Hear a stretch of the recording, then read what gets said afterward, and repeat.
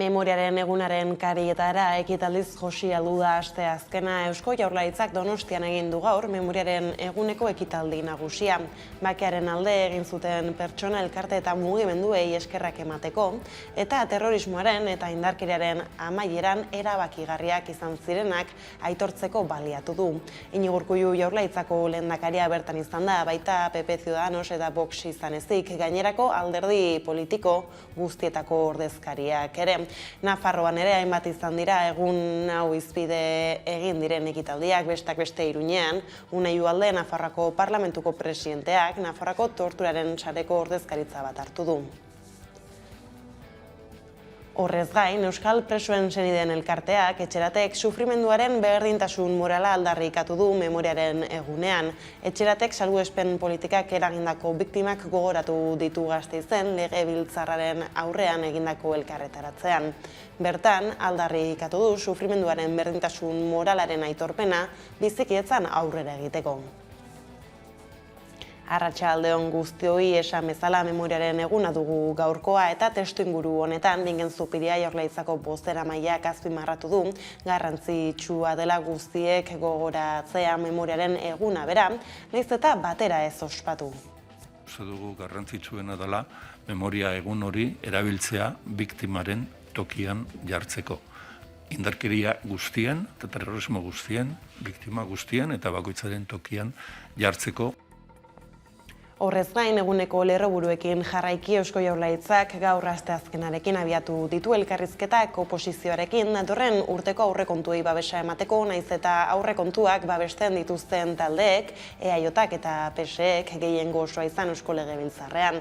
Pedro Azpiazu Ogasun eta Ekonomia Sailburua Bilbon batu da Euskal Herria Bilduko Elkarrekin Podemosiuko eta PPko ordezkariekin. Negoziaketei heldu aurretik baina Pedro Azpiazu Sailburuak adierazi du, lehen harreman honek alderdi bakoitzak zer jarrera duen eta zer eskatzen duen ikusteko balio izango duela. Gaur ikusiko dugu zer eskatzen duten, zein den euren portaera, gero hortik aurrera posible bada segituko dugu aurrera akordio bat lortzeko.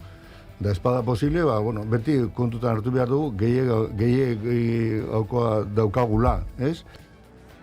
Gizarte gaietan berriz, positibo kasuen eta ospitaleratzen gorakaden aurrean, Emmanuel Macron Frantziako presidenteak koronavirusari aurre egiteko neurri berriak iragarri zituen atzo iluntzean. Ez di ordea herritar guztiei eragingo 75 urtetik gorakoek eta zaurgarrienek 3. dosia jaso beharko dute, osasun ziurtagiria mantendu nahi badute abenduaren 15-tik aurrera. Estatu buruaren iritziz, txertoari eta osasun ziurtagiriari esker, epidemia menperatzea lortu dute, baina oraindik ez dute horrekin amaitu. 5. olatua hasi delako hain zuzen ere 2020ko abenduaz geroztik Frantziako estatuan 100 milioi dosi baino gehiago jarri dituzten, baina aurrera jarraitzeko beharra ikusi du Macronek eta herritar zaharrenei dei egin zien 3. dosia jartzera.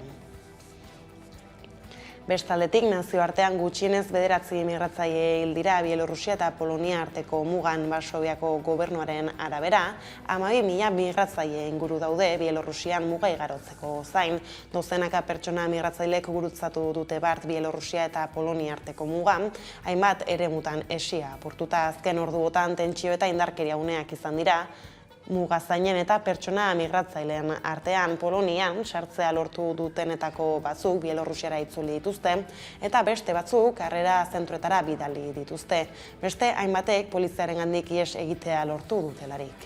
Egunez egun Bielorrusiaren eta Poloniaren arteko tentsioa gora egiten ari da. Bielorrusian mugak irekitzeko erabakia Europar Batasunak Lukashenkoren gobernuari ezarritako zigorren erantzun gisa ulertu dute askok. Bien bitartean, milaka pertsona ez atzera ez aurrera daude. Poloniak ez die sartzen uzten eta Bielorrusiak ez die atzera egiten uzten. Gainera, pertsona migratzailek salatu dutenez, bidaiatu aurretik Europar Batasunean sartuko direla zin egin diete Bielorrusiako ofizialek. Nazioarteko argazkia hala, gurera bueltan Durangoko liburu eta disko azokari helduko diogu. Jarraian atzera kontaketa martxan da, aste gutxi barru, emango baitzaio hasiera Durangoko kultur hitzordu nagusiari. Gurean gaur magazinean beraz, Beñat Gaztelurrutia Gerediaga elkarteko koordinatzailea izan dugu, 56. edizioa hizpide.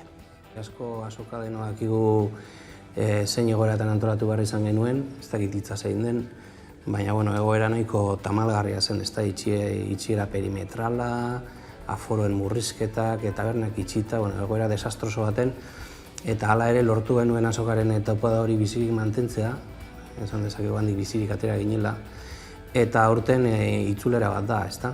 Eta horrek oraindik eta garrantzitsuago egiten du guretzako egiten ari garen lana, eta gogotsu gaude iristeko.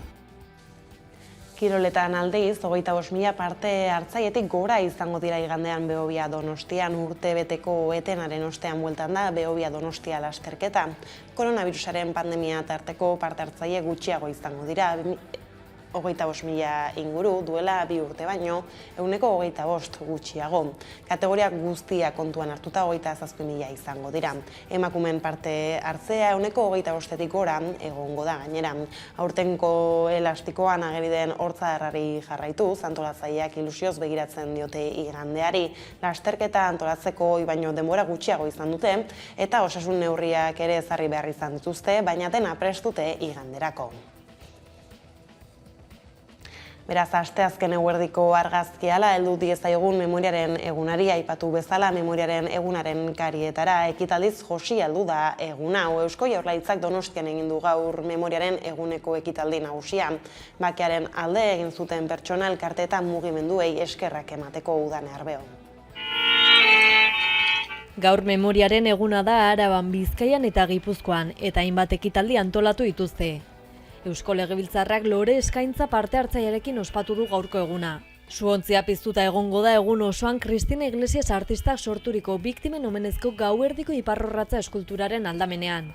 Bakartxoteieria Legebiltzarreko presidentea buru Iñigo Urkullu lehendakaria, mahaiko kideak, talde parlamentarietako bozeramaileak, legebiltzarkideak, Gasteizko alkatea eta Eusko Jaurlaritzako sailburuak izan dira bertan. Lore eskaintza parte hartzaile eginda lehenik eta 2 minutuko isilunea ondoren. Ekitaldia Agur Jaunak eta Andrea kantuaren interpretazioarekin amaitu da. Eusko Legebiltzarraren kanpoko ateak zabalik egongo dira egun osoan eta herritarrei lore eskaintzan parte hartzeko gonbita egin zaie. Bestalde Donostian ere Eusko Jaurlaritzak memoriaren egunaren harira ekitaldia egin du, Gogora Memoriaren Bizikidetzaren eta Giza Eskubideen Institutuarekin eta Gipuzkoako Foru Aldundiarekin batera, terrorismoaren eta indarkeriaren biktimak horitzeko. Iñigo Urkullu lehendakaria bertan izan da baita PP, Ciudadanos eta Vox ez beste alderdi politiko guztietako ordezkariak ere. Bakearen alde egin zuten pertsona elkarte eta mugimenduei eskerrak emateko eta terrorismoaren eta indarkeriaren amaieran erabakigarriak izan zirenak aitortzeko baliatu dute. Ekitaldi hori ez gain Bilboko udalak eta Donostiakoak ekitaldi ban egin dute biktimen oroimenerako monolitoen aurrean. Bilbokoak Asilda Iturrizar parkean eginda eta bertan izan dira besteak beste Juan Maria Aburto Bilboko alkatea eta Unai Rementeria Bizkaiko aldu nagusia. Donostian alderdi ederren egin dute hitzordua eta Eneko Goia alkateak hartu du parte. Testuinguru honetan Bingen Zupiria Jaurlaritzako bozeramaileak azpimarratu du garrantzitsua dela guztiek gogoratzea memoriaren eguna, denak batera edo nork bere aldetik baino ospatzea. Uste dugu garrantzitsuena dela memoria egun hori erabiltzea biktimaren tokian jartzeko. Indarkeria guztien, eta terrorismo guztien, biktima guztien eta bakoitzaren tokian jartzeko. Ildo horretan EH Bilduk salatu du etaren biolentzia gaitzesten ez den bitartean ezin izango dela bizikidetza normalizaturik erdietsi. Gaineratu du pertsona bakoitzak autokritika egin beharko duela, baina alderdi politikoek are gehiago. 2010an aurreneko egin zenetik memoriaren eguna azaroaren 10an antolatzen dute eraso terroristak hildakorik utzi ez duten egutegiko egun bakarra dela aintzat hartuta. Era berean Etxerat elkarteak elkarretaratze bat egin du asteazken honetan Gasteizko Frantziar eta Espainiar estatuek ezarritako salbuespenezko espetxe politikak eragindako biktimak gogoratzeko. Elkarteko kidaden Patrizia Belezek azaldu duenez, kontaera bakarra inposatu ezinezkoa da memoria eta bizikidetza indartzea. Zentzu honetan ohartarazi du Euskal errepresaliatuen senide eta lagunak, minduak eta gaizki tratatuak sentitzen direla erakundeen aldetik. Izan ere, haren esanetan, oraindik ere espetxera joan etorrian bizitza galdu duten senide eta lagunei dispertsiaren eta urrunketaren eraginez, eta salbuespenezko espetxe politika anker baten eraginez hildako presoei ez zaien ezagutza hori eta memoria hori eman. Urte batean berriz ere, biktima guztien aitortza eta ezagutza aldarrikatzeko. Ezin gera bizikidetza eta memoria bakar batera aiatu errelato bakar baten baitan. Minduak eta gaizki tratatuak sentitzen gea instituzioen aldetik, ze oraindik ere espetxera joan etorrian bizitza galduten senide eta lagunei dispertsioaren eta urrunketaren eraginez, eta salbuespeneko espetxe politika anker baten eraginez hildako presoei etzaile ezagutza hori eta memoria hori eman, eta gainera ere ikusi dugu azken egunotan, azken hilabete hauetan, kriminalizazio saiakera bat Otxandioko dispertsioaren biktimaren baten inguruan. Txeratetik proposatu nahi duguna da gai guzti hauek azaleratzea, biktima guzti hauek mahai gainean jartzea, eta eztabaida lasai batean murgiltzea. Beste gatazka batzuetan ditu zaiona sufrimentuaren berdintasun moral batera hilatzeko. Bizikidetza horren eta relatorren bidean. Egunean zehar ekitaldi gehiago egongo direnez, adi egongo gara memoriaren eguneko erreakzioetara, bitartean ekonomia arloan Eusko Jaurlaritzak gaur asteazkenarekin abiatu ditu elkarrizketak oposizioarekin, datorren urteko aurrekontuei babesa emateko, naiz eta aurrekontuak babesten dituzten taldeek gehien gozoa izan Eusko Legebiltzarrean Udane Arbeo. 2022ko ekitaldirako aurrekontuen negoziazioen lehen eguna da gaurkoa. Pedro Azpiazu Ekonomia eta Ogasuneko sailburua, PP Ciudadanos, Elkarrekin Podemos IU eta EH Bildu Legebiltzarko taldeekin bildu da. Araba, Bizkaia eta Gipuzkoako datorren urteko aurrekontuei buruzko elkarrizketei hasiera emanez. Azpiazuk adierazi du lehen harreman honek alderdi bakoitzak zer jarrera duen eta zer eskatzen duen ikusteko balio izan duela, baina ziurtatu du margina aztertu eta ahalegin egingo dela beti ere aurrekontu eta eskumen esparruaren barruan. Gaur ikusiko dugu zer eskatzen duten, zein den euren portaera, gero hortik aurrera posible bada, segituko dugu aurrera, akordio bat lortzeko. Dena den lasai daude Eusko Jaurlaritza osatzen duten EAJak eta PSek gehien gozoa baitute Eusko Legebiltzarrean, eta berdin aurrekontuek aurrera egingo baitute. Da espada posible, beti kontutan hartu behar dugu, gehiagoa daukagula, ez? Legebiltzarrean, eta horrek lasaitasuna ematen duzku, ze Euskadiko hiritarrek badakite aurrekontuak onartuta egongo direla, ez urtea bukatu baino lehen. Eusko Jaurlaritzaren 2022ko aurrekontuen proiektua 13.000 milioi eurokoa da, eta 1.600 milioi euroko inbertsioak aurreikusten ditu. Kopuru horiei Europar Batasunetik iritsi daitezkeen berreraikuntzarako funtsa gehituko zaizkie. Eusko Jaurlaritzak proiektua onartuko duela bermatuta duen arren, Iñigo Urkullu lehendakariak behin baino gehiagotan eskaini du babes hori zabaltzeko negoziazioa abiatzea. Baina Azpiazuk iragarri bezala Vox negoziazio horretatik kanpo geratu da. Orain arte EH Bilduk proiektua arretaz aztertuko duela eta akordio zabalak lortzeko negoziatzeko prest daudela iragarri du. Naiz eta Maialen Iriarte EH Bilduren Legebiltzarreko bozeramaileak Jaurlaritzari ohartarazi zion egoerak eskatzen duen maila ematea dagokiola eta hiruzpalau partia mugitzetik harago elkarrizketa zintua irekitzeko gai izatea. Miren Gorrotxategi Elkarrekin Podemos IUk Legebiltzarrean duen bozeramailea negoziatzeko prest agertu da aste honetan, bere esanetan proiektua jasotzen dituen murrizketa sozialak iraultzeko. Bestelakoan gizarte segurantzako privatizazioaren kontra protesta egin du Bizkaiko pentsionen koordinadorak Bilbon. Leongo eta Asturiaseko pentsiodunak ere batu zaizkie manifestaziora. Hala gaurkoan, plataformak aldarrikatu du gizarte segurantzako eredua erabakitzerakoan, herritarrek parte hartu beharko luketela aiara durretan. Bizkaiko pentsiodunen koordinadorak manifestazio egin du Bilboko kaleetatik. Gaurkoan gizarte segurantzako privatizazioaren kontra protesta egin du pentsiodunen koordinadorak eta Juanen Elua plataformako ordezkariak nabarmendu du enpresetako pentsio plan pribatuen aurka daudela. Que el elemento central de la jornada reivindicativa es decir alto y claro no a los planes de pensiones de empresa, concretamente no a las EPSVs que tenemos aquí en Euskadi. Gainera, koordinadorak ohartarazi du Escribá, gizarte segurantzako ministroak, pentsio sistema erasotzen duela. Realmente está claro que el ataque ya es decisivo y decidido por parte de Escribá. Y hay mucha gente y muchos cómplices, institucionales, políticos, partidos y sindicatos. Concretamente, los que tienen más relevancia y más predominancia en las EPSVs en Euskadi, el ALAF, Comisiones y UGT por ese orden. Horrez gain, eluak gastigatu du pentsio sistema publikoa ez dela ez sindikatuen, ez alderdi politikoen, ez erakundeen eztabaiden ardatz.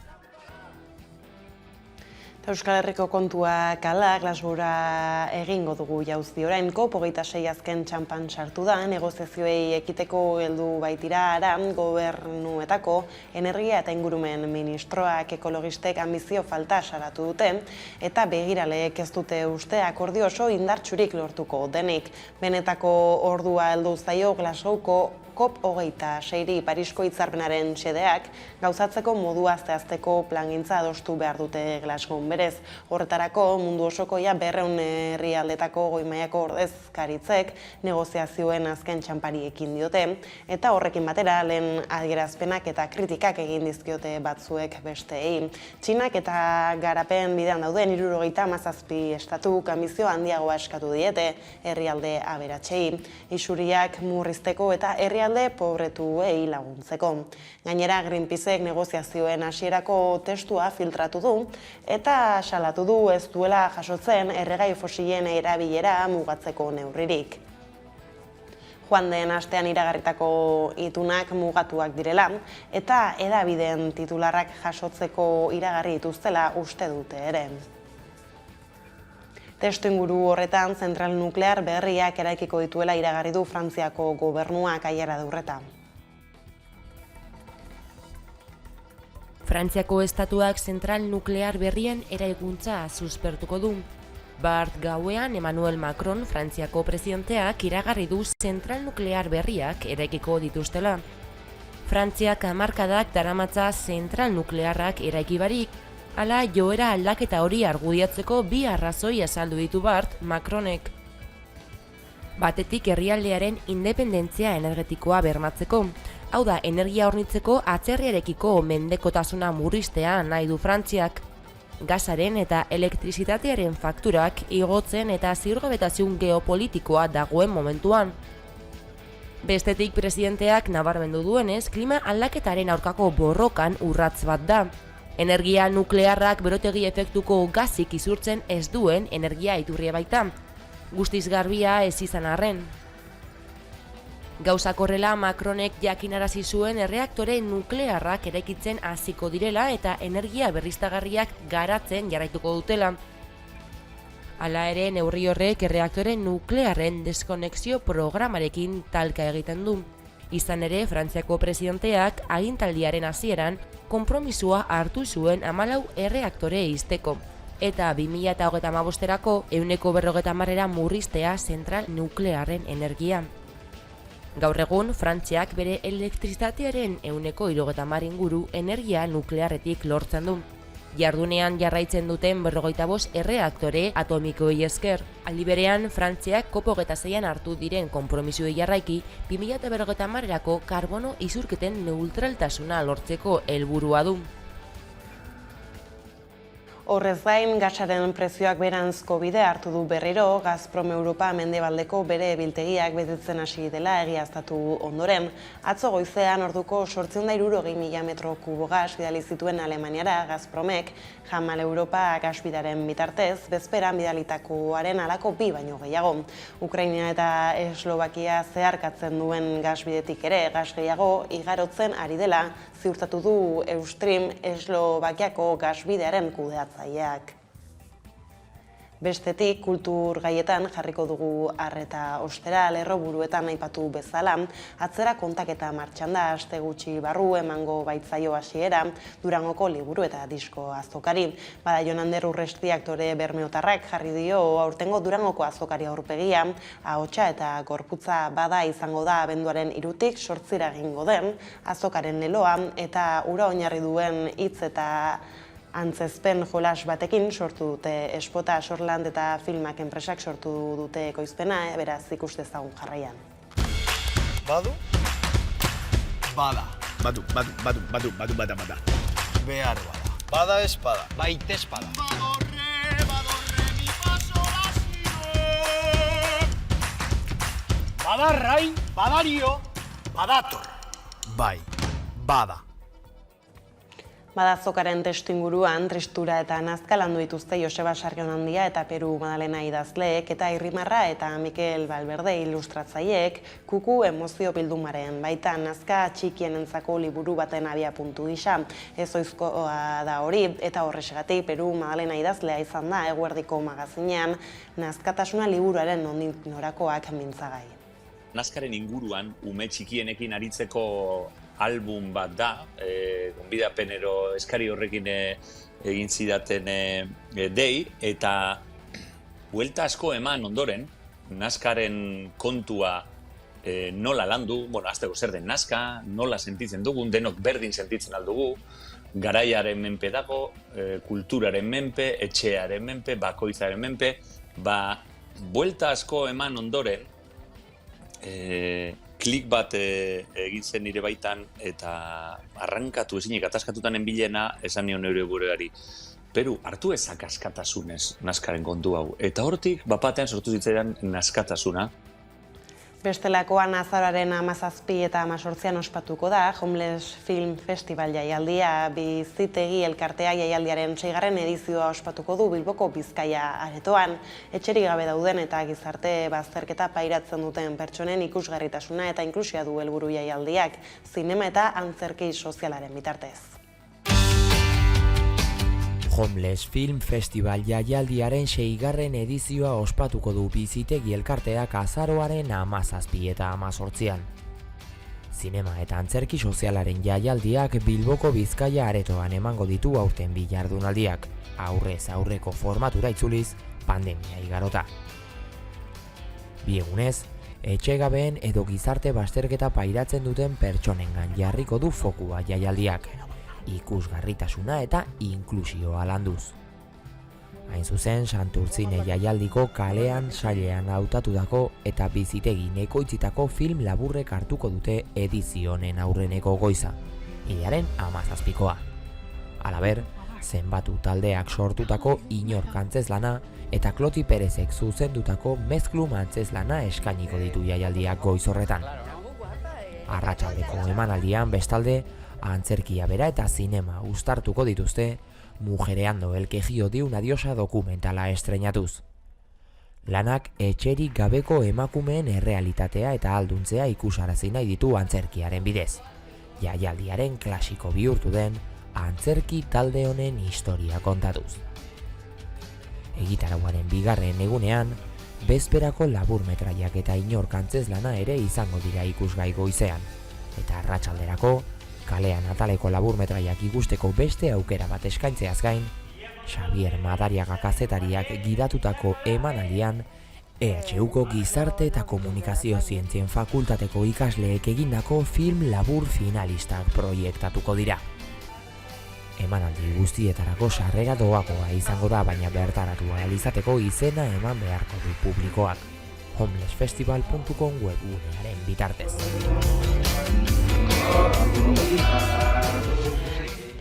Eta kultur arlotik, kiroletara 25.000 parte hartzeetik gora izango dira igandean Behobia Donostian Iker Aginaga. Behobia Donostia lasterketa bueltatuko da aurten 25.000 lagunetik gora bilduta. Koronavirusa dela eta 25% murriztuko da parte hartzea, eta zenbait aldaketa egin behar izan ditu antolakuntzak. Baina iazko etenaldiaren ostean 56. edizioa ospatzeko modua izango dela nabarmendu du Fortuna Kirol elkarteak. Igandean ospatuko da proba, hilaren 14an. Hartu beharreko neurrien oinarrian maskararen erabilera egongo da. Derrigorrezkoa izango da musukoa eramatea irteera eta almugan, baina korrikalariek kendu ahal izango dute 20 kilometroko bidea egin bitartean.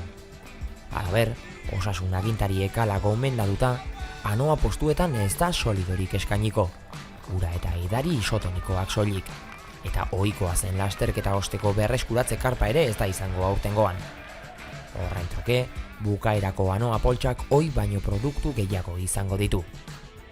Irteerari ere eragingo dio moldaketak, jende pilaketak txikitzeko 15 minutu gehiago luzatuko baitute korrikalarien irteera. Halaber, urteroko korrikalarien azoka ere ez da egongo lasterketa bukaeran. Aurten domina amaieran korrikalariek jasoko duten poltsa horretan sartuko du antolakuntzak, eta parte hartzaileei helmugatik ahalik eta azkarren ateratzeko eskaera egin die. Neurri horiek guztiek ahalbidetuko dute 2008ko hutsunearen ostean, non Fortuna elkarteak Behobia Donostia birtuala ekimenaren bitartez bete zuten zuloa, aurten lasterketa egin ahal izatea. Hala ere, edizio birtualari eutxiko diote antolatzaileek aurtengoan ere. 20 kilometroko lasterketa bakoitzak nahi duen tokian eta moduan egiteko erronka botako die mundu zabaleko korrikalariei. Dagoeneko 911 lagunek eman dute izena lasterketa birtualean eta astebeteko epea izango dute 20 kilometroak osatzeko, ibilian zein korrika egiten eta nahi beste etapatan zatituz beti ere ezarritako astebeteko muga horretan. Gaurko kontuak aurrela direla, iritsi gara albistegiaren bukaerara, ohiko moduan proposamen musikal batekin utziko zaituztegu. Jarraian, Mugaldekoak taldearen Bazterretik bazterrera kantua. Gustatuko zaizuelakoan besterik ez, gure aldetik hauek izan dira eguerdiak gurean gaur utzi dituenak. Guztiak eta gehiago nahi duzuen aldiro 11.eusatarian ondo izan eta bihar arte.